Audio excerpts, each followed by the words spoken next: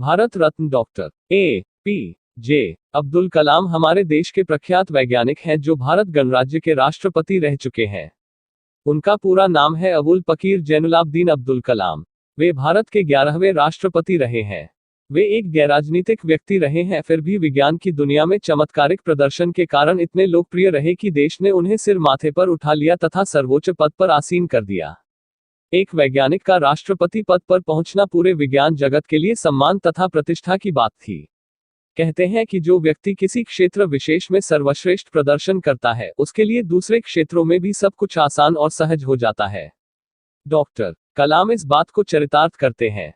भारत को अंतरिक्ष में पहुंचाने तथा मिसाइल क्षमता प्रदान करने का श्रेय डॉक्टर कलाम को जाता है। उनके द्वारा सफलतापूर्वक विकसित अग्नि और पृथ्वी जैसी बैलिस्टिक मिसाइलों ने राष्ट्र की सुरक्षा को मजबूती प्रदान की है। डॉक्टर कलाम अविवाहित नागरिक हैं और इनकी जीवन गाथा किसी रोचक उपन्यास के नायक की कहानी से कम नहीं है। चमत्कारिक प्रतिभा के धनी डॉक्टर कलाम का व्यक्तित्व इतना उन्नत है कि वह सभी धर्म, जाति एवं संप्रदायों के व्यक्ति नजर आते हैं। वे एक ऐसे सर्वस्वीकार्य भारतीय हैं जो देश के सभी वर्गों के लिए एक आदर्श बन चुके हैं। विज्ञान की दुनिया से होकर देश का प्रथम नागरिक बनना कोई कपोल कल्पना नहीं है, बल्कि यह एक जीवित प्रणेता की सत्य कथा है। इतने महत्वपूर्ण व्यक्ति के बारे में कुछ भी कहना सरल नहीं है। वेशभूषा, बोलचाल के लहजे, अच्छे खासे सरकारी आवास को छोड़कर हॉस्टल का सादगीपूर्ण जीवन, ये बातें उनके संपर्क में आने वाले प्रत्येक व्यक्ति पर एक सम्मोहक प्रभाव छोड़ती हैं। डॉक्टर कलाम एक बहुआयामी व्यक्तित्व के धनी हैं। विज्ञान, प्रौद्योगिकी, देश के विकास और युवा मस्तिष्कों को प्रज्वलित करने में अपनी तल्लीनता के साथ साथ वे पर्यावरण की चिंता भी खूब करते हैं, साहित्य में रुचि रखते हैं, कविता लिखते हैं, वीणा बजाते हैं तथा अध्यात्म से बहुत गहरे जुड़े हुए हैं। डॉक्टर कलाम में अपने काम के प्रति जबरदस्त दीवानगी है। उनके लिए कोई भी समय काम का समय होता है। वह अपना अधिकांश समय कार्यालय में बिताते हैं। देर शाम तक विभिन्न कार्यक्रमों में डॉक्टर कलाम की सक्रियता तथा स्फूर्ति काबिले तारीफ है। ऊर्जा का ऐसा प्रवाह केवल गहरी प्रतिबद्धता तथा समर्पण से ही आ सकता है। डॉक्टर कलाम खानपान में पूर्णतः शाकाहारी व्यक्ति हैं। वे मदिरापान से बिल्कुल परहेज करते हैं। उनका निजी जीवन अनुकरणीय है। डॉक्टर कलाम की याददाश्त बहुत तेज है। वे घटनाओं तथा बातों को याद रखते हैं। डॉक्टर कलाम का बचपन। डॉक्टर कलाम का जन्म 15 अक्टूबर 1931 को तमिलनाडु के रामेश्वरम कस्बे में एक मध्यम वर्गीय तमिल परिवार में हुआ था। इनके पिता जैनुलाब्दीन की कोई बहुत अच्छी औपचारिक शिक्षा नहीं हुई थी और न ही वे कोई बहुत धनी व्यक्ति थे। इसके बावजूद वे बुद्धिमान थे और उनमें उदारता की सच्ची भावना थी। इनकी मां आशियम्मा उनके जीवन की आदर्श थी। वे लोग अपने पुश्तैनी घर में रहते थे, जो कि 19वीं शताब्दी के मध्य बना था तथा रामेश्वरम के प्रसिद्ध शिव मंदिर से महज 10 मिनट की दूरी पर स्थित मस्जिद वाली गली में था।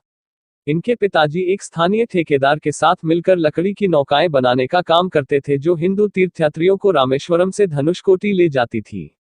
डॉक्टर कलाम को अपने पिताजी से विरासत के रूप में ईमानदारी और आत्मानुशासन तथा मां से ईश्वर में विश्वास और करुणा का भाव मिला। डॉक्टर कलाम की प्रारंभिक शिक्षा। उन्होंने प्रारंभिक शिक्षा रामेश्वरम के प्राइमरी स्कूल से प्राप्त की। इसके बाद आगे की स्कूली शिक्षा इन्होंने रामनाथपुरम के श्वार्ट्स हाई स्कूल से प्राप्त की। उनके शिक्षक अयादुरै सोलोमन कहा करते थे, जीवन में सफल होने और नतीजों को हासिल करने के लिए तुम्हें 3 प्रमुख बातों को समझना चाहिए: इच्छा, आस्था और आशा। इसलिए श्वार्ट्स हाई स्कूल से पढ़ाई पूरी करने के बाद वे सफलता हासिल करने के प्रति आत्मविश्वास से सराबोर छात्र थे। इन्होंने आगे पढ़ाई करने का फैसला कर लिया। उन दिनों इन्हें व्यावसायिक शिक्षा की संभावनाओं के बारे में जानकारी तो थी नहीं। इसलिए इन्होंने सन 1950 में इंटरमीडिएट की पढ़ाई के लिए तिरुचिरापल्ली के सेंट जोसेफ कॉलेज में में दाखिला ले लिया। बी पूरा करने के बाद इन्होंने यह महसूस किया कि भौतिकी उनका बहुत प्रिय विषय नहीं है। इसलिए उन्हें अपना सपना पूरा करने के लिए इंजीनियरिंग में जाना चाहिए था।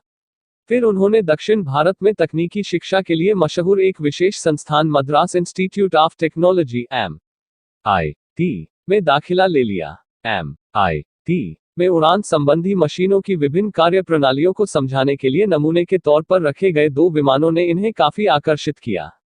इन्होंने पहला साल पूरा करने के बाद वैमानिकी यानी एरोनॉटिकल इंजीनियरिंग को अपने विशेष विषय के रूप में चुना। स्नातक के बाद वे MIT से एक प्रशिक्षु के रूप में Hindustan aeronautics limited (HAL) Bangalore चले गए। वहां इन्होंने टीम के एक सदस्य के रूप में विमान के इंजनों के अनुरक्षण पर काम किया।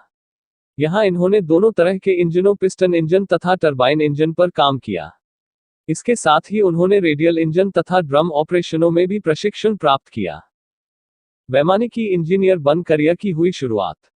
जब वे HAL से एक वैमानिकी इंजीनियर बनकर निकले तो इनके पास नौकरी के दो बड़े अवसर थे। ये दोनों ही उनके बरसों पुराने उड़ान के सपने को पूरा करने वाले थे। एक अवसर भारतीय वायुसेना का था और दूसरा रक्षा मंत्रालय के अधीन तकनीकी विकास एवं उत्पादन निदेशालय का था। उन्होंने दोनों जगहों पर साक्षात्कार दिया। वे रक्षा मंत्रालय के तकनीकी विकास एवं उत्पादन निदेशालय में चुन लिए गए। सन 1958 में इन्होंने 250 रुपए के मूल वेतन पर निदेशालय के तकनीकी केंद्र उड्डयन में वरिष्ठ वैज्ञानिक सहायक के पद पर काम संभाल लिया। निदेशालय में नौकरी के पहले साल के दौरान इन्होंने ऑफिसर इंचार्ज आर वरदराजन की मदद से एक अल्ट्रासोनिक लक्ष्यभेदी विमान का डिजाइन तैयार करने में सफलता हासिल कर ली। विमानों के रख रखाव का अनुभव हासिल करने के लिए इन्हें aircraft and armament testing unit Kanpur भेजा गया। उस समय वहां MK-1 विमान के परीक्षण का काम चल रहा था। इसकी कार्यप्रणालियों के मूल्यांकन को पूरा करने के काम में इन्होंने भी हिस्सा लिया। वापस आने पर इन्हें बंगलौर में स्थापित वैमानिकी विकास प्रतिष्ठान में भेज दिया गया। यहां ग्राउंड इक्विपमेंट मशीन के रूप में स्वदेशी होवरक्राफ्ट का डिजाइन तथा विकास करने के लिए एक टीम बनाई गई। वैज्ञानिक सहायक के स्तर पर इसमें 4 लोग शामिल थे, जिसका नेतृत्व करने का कार्यभार निदेशक डॉक्टर O.P. मेदिरत्ता ने डॉक्टर कलाम पर सौंपा। उड़ान में इंजीनियरिंग मॉडल शुरू करने के लिए इन्हें 3 साल का वक्त दिया गया।